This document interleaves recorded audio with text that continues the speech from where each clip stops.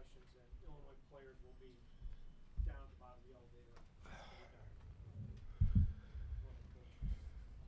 Well, I have as much respect for Steve as I do anybody in college basketball and the job he does. And this venue is obviously one of the best in America. We didn't win this game today. We won it with our preparation early in the week. We'd had a long time off since our last game. Gave us an opportunity to get Coleman back and in practice. But we had a great week of prep. I was very focused on the rebounding side of things. I was very focused on our offensive execution. We added a few things. And then, you know, our saying defense travels, toughness travels. To do that, we knew they would make a run, but to hold the team to 33%, whatever it was, when we're on the road is something I feel really, really good about. And then to just dominate the glass, double them up on the glass is very unique. So all in all, I thought Coleman was great defensively. I thought he did a great job on Cliff. And then offensively, he just spaces the floor. I thought Marcus Damask, his floor game, his ability to score in post-ups, was elite. And then obviously Terrence showed why Terrence is one of the best players in the country. So, you know, all in all, a great road win. These are like gold in this league, and I'm excited to get the first one out of the way. And, you know, we've got 19 more. Is this another level of Terrence, and maybe how much did last year being a number one guy help him now step up maybe another, especially in terms of the consistency? Yeah, I think the biggest thing for Terrence is comfort. There was so much unknown last year. He was a new player in our program, just trying to be a piece of it.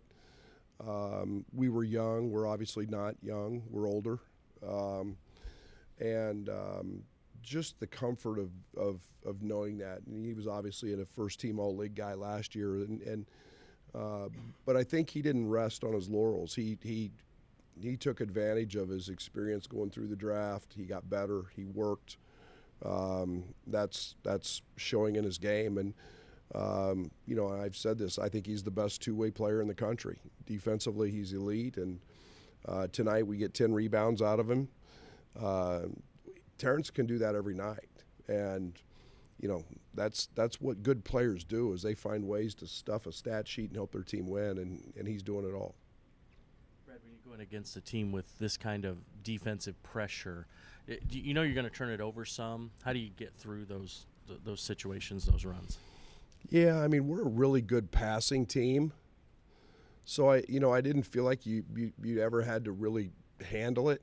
You know, you just kind of pass it. And I thought what we did on the backside of it was more important than what we did on the attacking it. I thought we took our opportunities when we were there, but you know, we had one or two things we got into. We didn't simplify. I mean, we just simplified, dumbed down everything, and tried not to complicate it. I think where teams get in trouble is they try to run a set or something at the end of their press, and all of a sudden you've got 10 seconds on the shot clock, and it's taking you 12 to get your pieces in place. You know, we can pass. We can, you know, we made shots tonight, and we can drive it. So I thought we did a good job against it.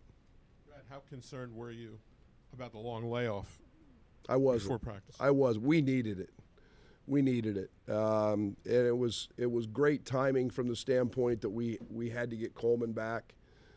Coleman had set out over 2 weeks, missed 3 games, trying to clear up, you know, pretty severe tendonitis, quad tendonitis issue that was down in his knee, and he'd been limping around. Our training staff, our trainer, Paul Schmidt, our strength coach, lived with him. You know, we've got him back and in a good place. So I wasn't worried about it. I was actually pretty excited about the fact we needed it. Brad, given the way Rutgers plays, how shocking is it to you that you went 55 to 27 on the boards and you had more offensive rebounds than they had defensive rebounds? That's unique. I thought that it was an area that we've always been good at. I've been really upset with my team because of our lack of offensive rebounding. We've been a top team a top team in our league, a top team in the country in terms of offensive rebounding over the years. And to win games on the road, you have to offensive rebound. You got to find some easy baskets, and we weren't finding enough easy baskets. I thought Quincy Guerrier, I thought Justin Harmon, I thought early we were really Ty Rogers. I thought we were really effective on the glass, and we were doing it from all 5 spots. So it was a point of emphasis. I'm glad it sunk in because we needed all of that today to win. What carryover did you maybe see offensively from what you did in practice this week to today? Yeah, a lot. I thought it was we've really tried to emphasize, we've been trying to emphasize driving the ball. I go back to our Kansas exhibition. We shot 26 free throws in one half, and we just got passive. I thought we made really good decisions tonight in terms of when to attack in transition and when not. I think that's we had 1 or 2 segments in the first half, 1 or 2 possessions where we got a little out of sorts. But on the road you got to be selective. I thought we did a good job of that, and we drove the ball. And Terrence was impressive the first half, getting downhill. Marcus was living in the paint, as was Ty. Talk about how different or how difficult it is to win on the road in the Big Ten, and how difficult this place is. What was it about the start tonight that brought that energy and got the guys going out to the good start? Well, one, it's a league game. It's there's a different. It's hard to explain till you're in the locker room and you're in practice. It's a different aura about a league game, and that every facility is going to be packed. Every team's going to be prepared. They know us better than anybody else we've played to this point, and but it is very hard. And Steve's one of the elite coaches in the country. That's a very good basketball team. They've got the record for a reason. They're going to win a ton of games. Cliff is one of the best defenders and best athletes in college basketball, and so it's like gold. You dread it when you have to go on the road, but it's like stocking gold, taking a piece of gold out of Fort Knox and stocking it in your locker room. It's so hard to do in this league, and you got to be extra tough. And like we said, that's what we try to build our program on is toughness and defense, and tonight we were able to do both of those. You had said you weren't concerned about Marcus having a couple of off games. Was there anything you saw in the lead up that you knew he was going to be this good tonight? Well, I knew in the recruiting process he always played pretty good in big games. This game was he was great in Marquette. He was really solid. I think he's starting to find more comfort in everything that we're doing. I think he's if Marcus does anything, he works too hard. He lives in the gym, but you get rewarded for that, and he's starting to see that. And again, tonight was a night we put the ball in his hands a lot. We love the matchup, and we know how good a post player he is. Time for 2 more. Go ahead, Brad. You just mentioned matchups. When you go into this, do you look at sometimes you have almost like a point guard by committee, different guys running it, whether do matchups play a huge role in who you use there? Absolutely. I think that's the world today. I think that you put good basketball players out there. We're getting better at making our reads. We're getting better at handling certain things. We've got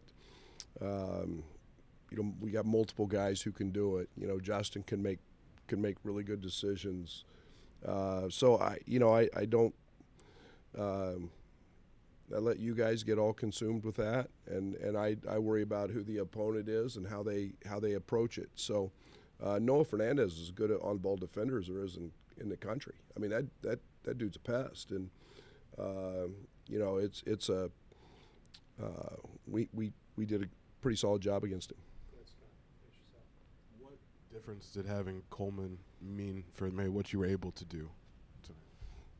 Yeah, Coleman's a unique guy. I mean, he's 6'10". You know, I didn't truly expect him to have a great shooting night. It's hard when you've been out a couple weeks. But, you know, he just stretches the floor. He can handle it. He's intelligent. He's a very good screener. You know, and you know, he is capable of making 5 threes, so you better go guard him. And, you know, we did a lot of spacing tonight with him when Cliff was on him. And, you know, it took Cliff out of the paint. It opened the paint up a little bit. And Coleman gives you that luxury where, you know, with some of our other guys, we don't have that. Thank you. Thank you.